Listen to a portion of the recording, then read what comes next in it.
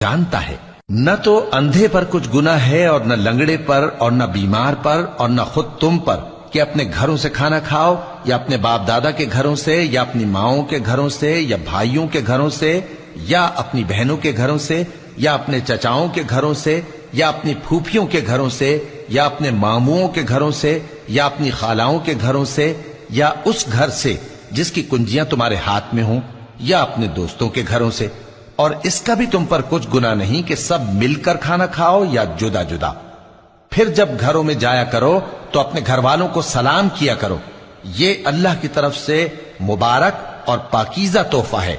اس طرح اللہ اپنی آیتیں کھول کھول کر بیان فرماتا ہے تاکہ تم سمجھو۔ مومن تو وہ ہیں جو اللہ پر اور اس کے رسول پر ایمان لائے، اور جب کبھی ایسے کام کے لیے جو جمع ہو کر کرنے کا ہو پیغمبر کے پاس جمع ہوں تو ان سے اجازت لیے بغیر چلے نہیں جاتے۔